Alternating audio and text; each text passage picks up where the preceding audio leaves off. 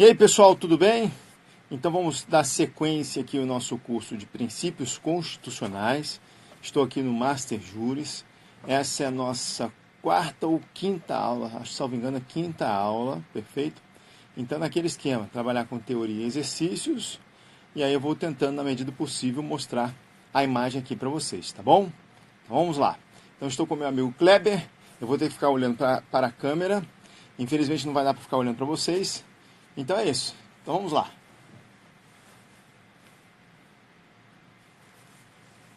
Olá pessoal, tudo bem? Vamos então dar sequência ao nosso curso Princípios Constitucionais, Teoria e Exercícios, aqui no nosso Master Juris.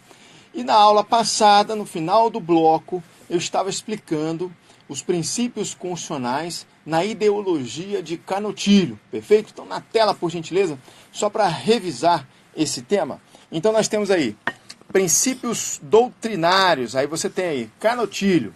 Canutilho, em relação aos princípios constitucionais, ele traz uma subdivisão. Diz o seguinte: existem princípios hermenêuticos e existem princípios jurídicos. Nos princípios hermenêuticos, nós temos aí a função de argumentação, a função de interpretação que um princípio terá. Então você tem lá a função argumentativa, interpretativa, de abstração, ou seja, há uma certa diferenciação em que o próprio doutrinador estabelece em relação ao que é uma regra e ao que é uma norma. Então ele diz o seguinte, olha só, a regra é aquele texto escrito, a norma é muito mais do que o que está escrito.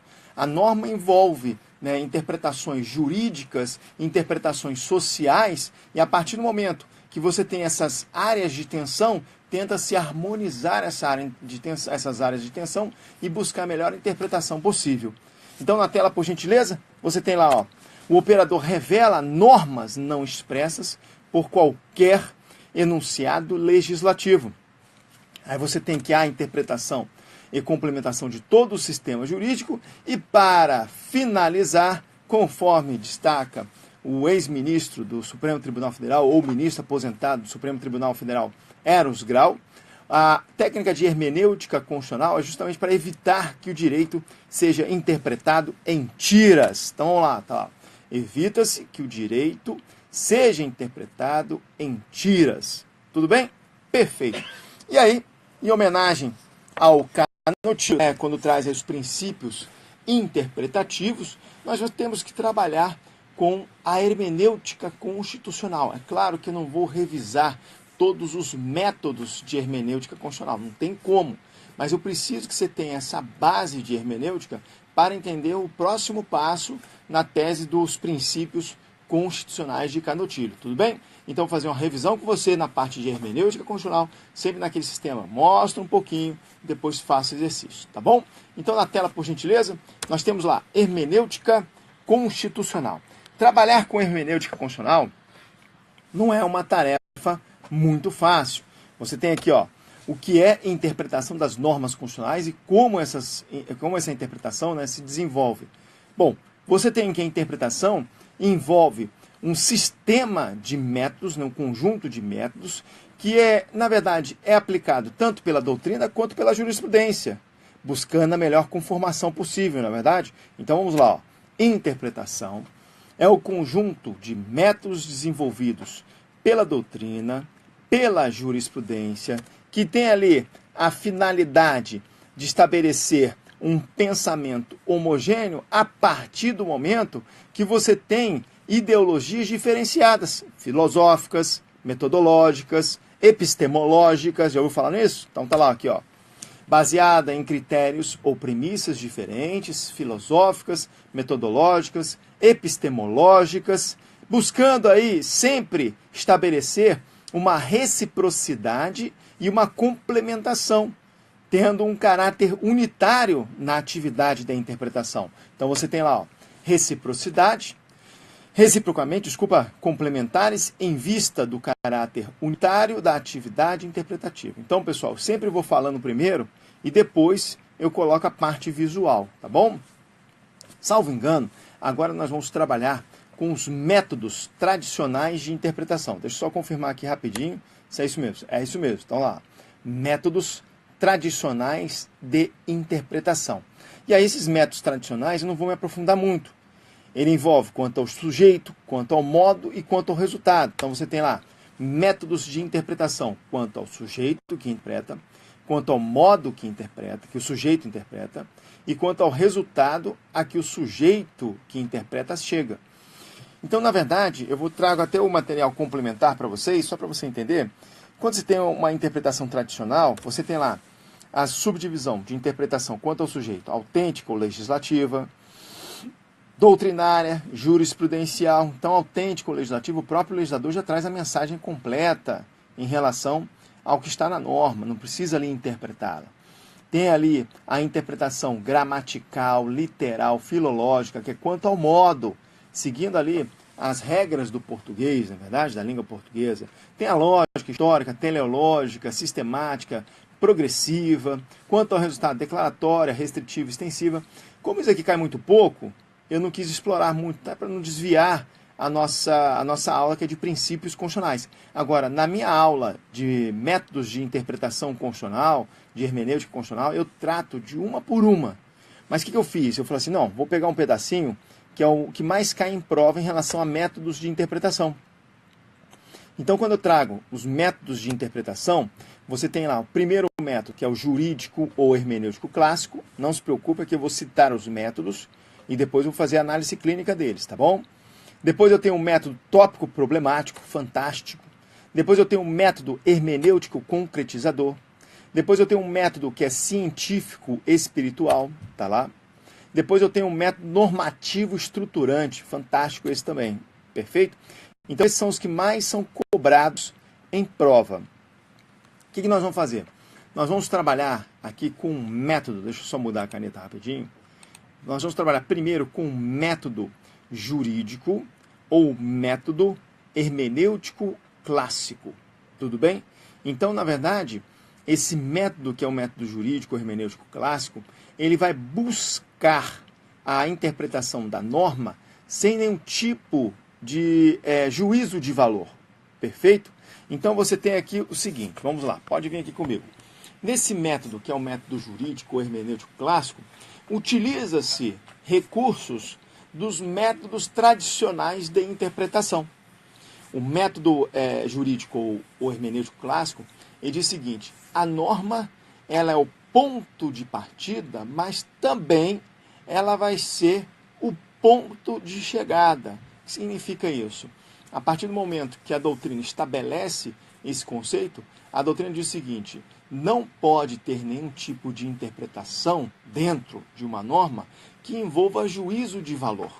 O hermenêutico clássico ou o método jurídico é aquele em que o próprio magistrado, o aplicador do direito em si, ele vai seguir à risca o que está na lei. Tudo bem? Vamos analisar com calma, então, na parte visual. Então, na tela, por gentileza, você vai ter o seguinte.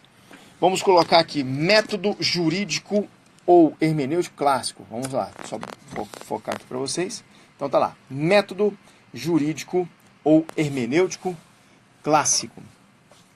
Você tem que a Constituição, conforme eu disse para vocês, é para todos efeitos uma lei, a nossa lei maior.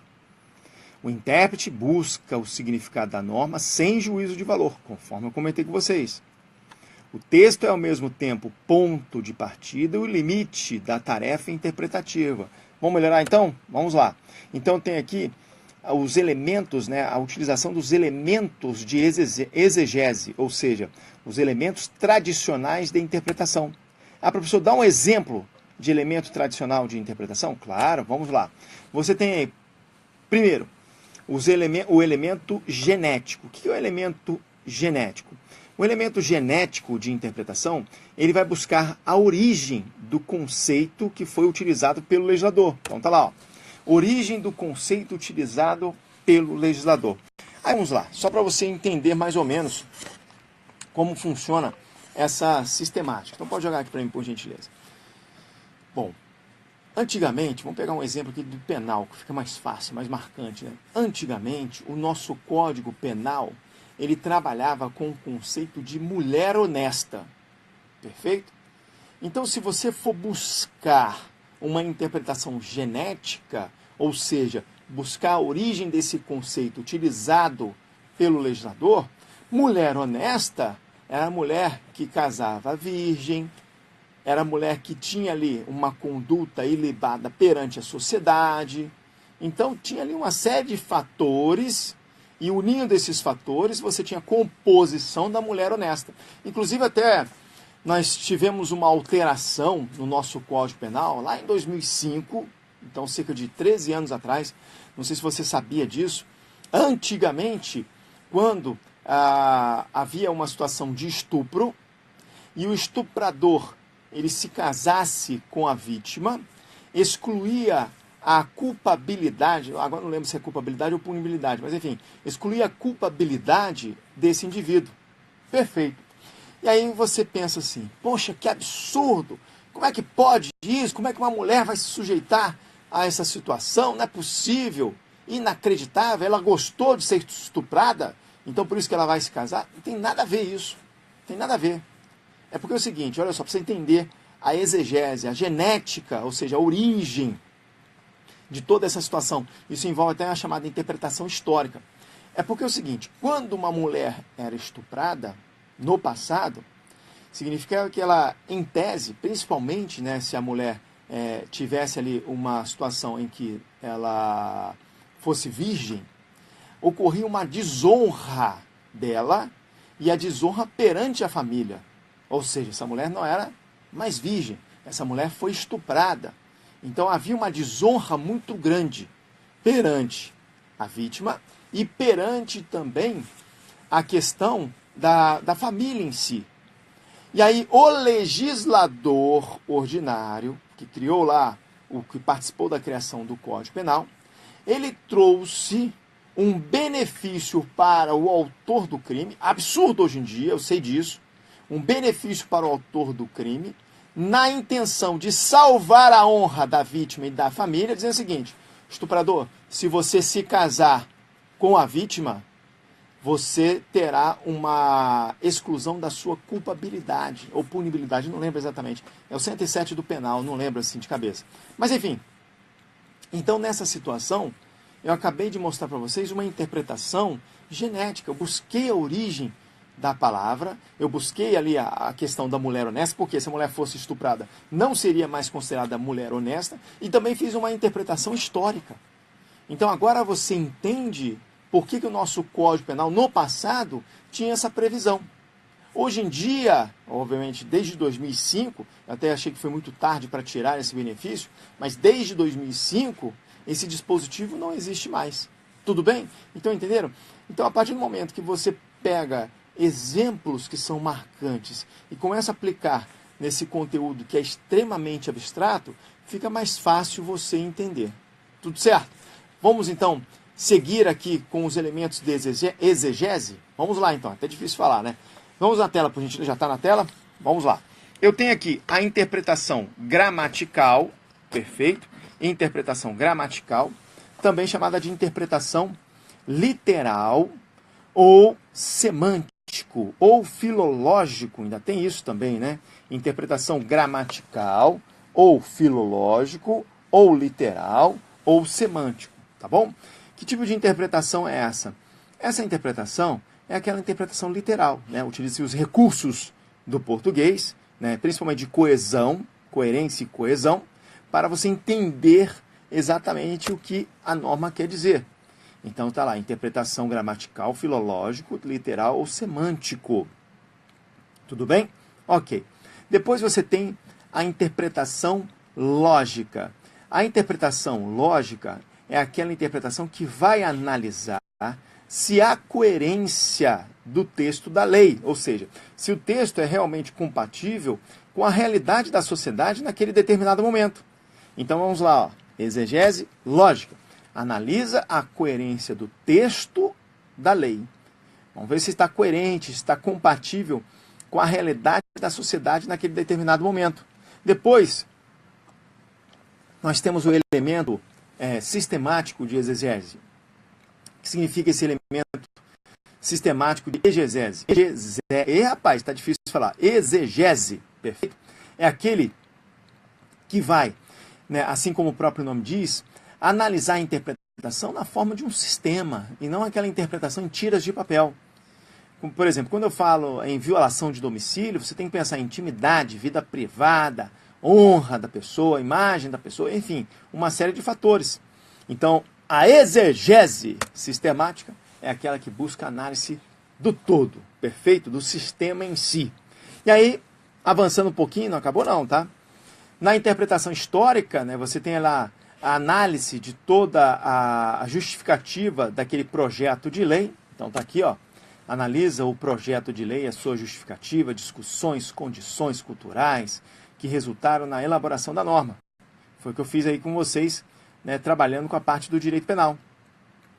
A interpretação teleológica ou sociológica, todo falar em teologia, estudo da finalidade da norma. Então você tem aqui, ó, teológico, estudo da finalidade, então busca a finalidade da norma. E tem a doutrinário, exegese doutrinária, que na verdade é a interpretação feita pela doutrina. Acabou, professor? Não. Nós temos a interpretação popular e a interpretação evolutiva. Na interpretação popular, na verdade, utiliza-se de uma análise voltada a instrumentos de pesquisa, como, por exemplo, plebiscito, referendo, para ver se a população concorda com aquela situação.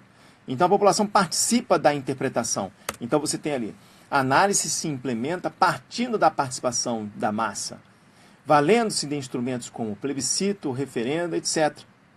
Temos a interpretação constitucional, perfeito? Então, você tem as características que envolvem a mutação constitucional. Tudo bem? Tranquilo? Tudo isso para vocês entenderem, deixa eu voltar aqui rapidamente, o método jurídico ou hermenêutico clássico. Tudo bem? Perfeito. Pessoal, conforme eu prometi para vocês, eu trabalho com a teoria, depois nós vamos trabalhar com os exercícios. Olha que interessante. Vamos ao exercício, tá bom?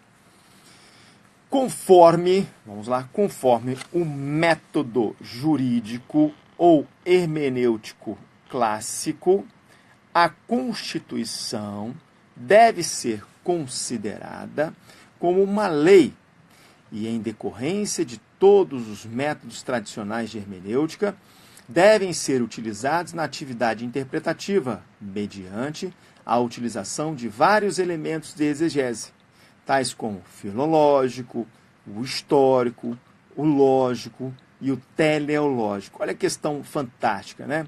A questão não reproduz tudo que eu comentei com vocês?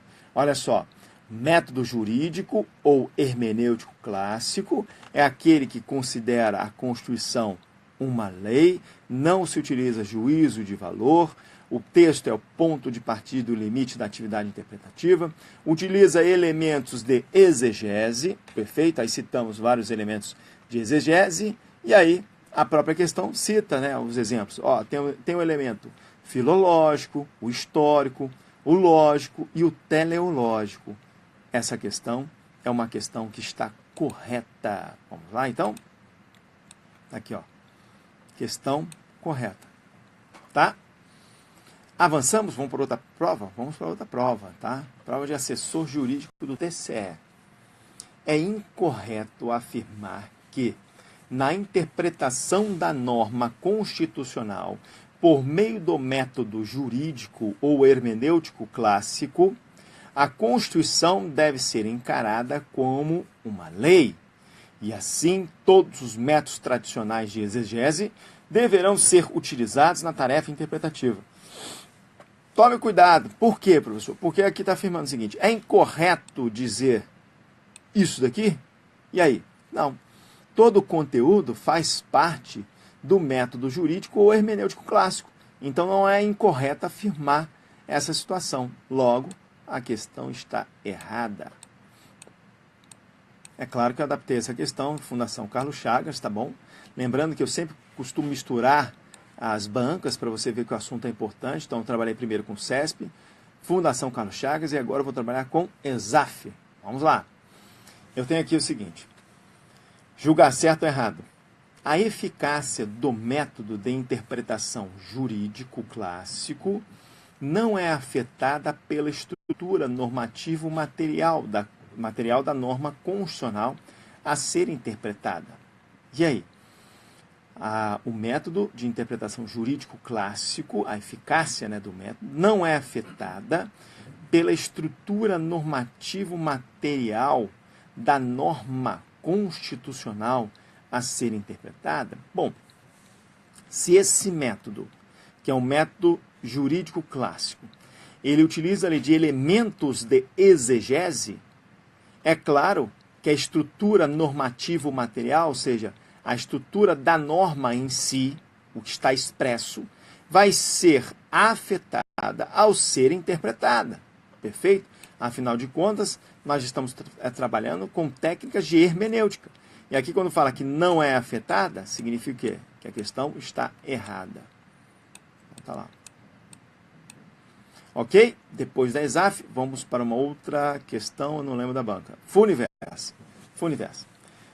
Questão Funiverso diz o seguinte: segundo o método interpretativo hermenêutico clássico, a Constituição essencialmente é uma lei. E por isso, há de ser interpretada segundo as regras tradicionais de hermenêutica, articulando-se e complementando-se para revelar o seu sentido. Então, viu que interessante? Quando você tem o método hermenêutico clássico, a Constituição é tratada como uma lei e ela vai ser interpretada por métodos tradicionais de hermenêutica. Tudo bem? E aí, esses métodos tradicionais de hermenêutica vão revelar o sentido da norma. Questão correta. Então, vocês viram, olha só que interessante, né? Cai em prova de analista, cai em prova de analista também, do CGU, cai em prova de assessor jurídico, cai em prova de juiz. Então, os métodos de hermenêutica não tem assim, hoje em dia, né? Não tem ali um concurso-alvo. Eu digo que método de hermenêutica cai em qualquer concurso, até de nível médio. Tá bom? Vamos lá, então? Olha só. Vou trabalhar com vocês com um método chamado tópico problemático. O que é um método tópico problemático? A ideia aqui é adaptar a norma constitucional ao problema concreto. Perfeito? Então vai fazer uma adaptação, utilizando de um recurso chamado o quê? De topoi. Já ouviu falar nisso? Então os topóis são recursos de argumentação, de linhas de pensamento e assim vai. Então vou colocar aqui, ó, recurso topoi, esquemas de pensamento, raciocínio, argumentação, pontos de vista. Qual que é o lado negativo do uso do topoi? O lado negativo é que há uma certa proliferação de críticas. Então, o próprio intérprete, quando ele utiliza esses recursos do método tópico problemático, tentando adaptar a norma constitucional ao problema concreto, ele vai sofrer críticas, que é como se ele estivesse ali alterando o sentido da norma. Mas não é bem assim, tudo bem? Então, coloca aqui, consequência. Já vou te dar um exemplo, tá? Consequências sujeitos a opiniões favoráveis e contrárias, a fim de chegar à interpretação mais convincente para o problema. E aí esse método tópico problemático, ele vai utilizar de premissas, perfeito? Então a primeira premissa diz o seguinte, olha, a interpretação, ela tem que ter um caráter prático. A interpretação da norma, a norma em si, a norma constitucional em si, ela sempre tem que ser vista como norma de caráter aberto, com cláusula geral, de caráter fragmentário, indeterminado. Então, vou colocar aqui para vocês. Ó. As normas constitucionais, né, em si, elas, a partir do momento que forem aplicadas, elas vão apresentar um sentido e elas não devem gerar dúvidas. Então, faz a interpretação justamente para alcançar ali o que se quer. Então, deixa eu só melhorar um método tópico problemático para você. Então, repetindo. O método tópico problemático é um método que eu vou adaptar a norma constitucional à realidade, certo? Certo. Então vamos pegar um exemplo aqui que você vai entender perfeitamente. Deixa eu só tomar uma aguinha. Bom, no artigo 5º da Constituição Federal, lá no inciso 11, você tem o seguinte dispositivo, né, famosíssimo, A casa é asilo inviolável do indivíduo, ninguém nela podendo penetrar sem o consentimento do morador, salvo nas hipóteses de flagrante delito, desastre, prestar socorro ou durante o dia com uma determinação judicial. Tranquilo, né? Perfeito. O que está escrito ali logo no início? Qual é o sujeito, melhor dizendo, da oração? A casa. Perfeito? Perfeito, tá. A casa é asilo inviolável do indivíduo. E aí, numa situação de análise do caso concreto, o Supremo se depara com uma invasão de um escritório de advocacia ou uma invasão de um consultório médico. Perfeito? Será que a invasão desse consultório médico ou a invasão desse escritório de advocacia, eu posso enquadrá-lo no conceito de casa? Hoje você pode falar assim, não, professor, enquadra sim, enquadra. Ah, espera aí. Até chegar a essa técnica de interpretação, significa que o STF utilizou um método tópico problemático. Tá bom, eu posso extrapolar um pouquinho? O STJ já tem aí vários julgados, né, envolvendo questões de porte de arma de fogo de caminhoneiro em boleia de caminhão. E aí? Será que a boleia do caminhão é considerado casa? Tá bom, se você ficou na dúvida, vou melhorar. Aquele motorhome, aquele ônibus, casa, perfeito? Se você tiver uma arma dentro desse motorhome, trafegando na rodovia, e essa arma é uma arma de uso permitido, porém ela está toda ilegal. Perfeito. É uma situação ilegal. Você carrega uma arma, um calibre 38, uso permitido, no seu motorhome, trafegando na rodovia, e o fato da arma estar no seu motorhome é uma situação ilegal. A pergunta é, olha lá, motorhome, tá ok? Você, ao ser parado pela Polícia Rodoviária Federal e fazer uma busca e apreensão dentro do seu veículo, e encontrando a arma de fogo, você responderá pela posse de arma de fogo, de uso permitido, ou você responderá pelo crime de porte de arma de fogo de uso permitido. Só um gancho aqui, a posse de arma de fogo de uso permitido, salvo engano, depois dá uma conferida, tá? Artigo 14 da 10.826 de 2003, que é o Estatuto do Desarmamento, artigo 14, que destaca que você pode ter a arma dentro da sua residência, domicílio, ou no local que você trabalha, desde que você seja o gerente, o proprietário do estabelecimento comercial. Qualquer coisa diferente disso, como diz meu grande amigo Rogério Sanches, será enquadrado no porte ilegal de arma de fogo. Perfeito? Então, peraí, são dispositivos diferentes. Aqui eu tenho o artigo 14 e aqui eu tenho o artigo 16, salvo engano, não tenho certeza, tá? Depois dá uma conferida, né, dos artigos aí no Estatuto do Desarmamento.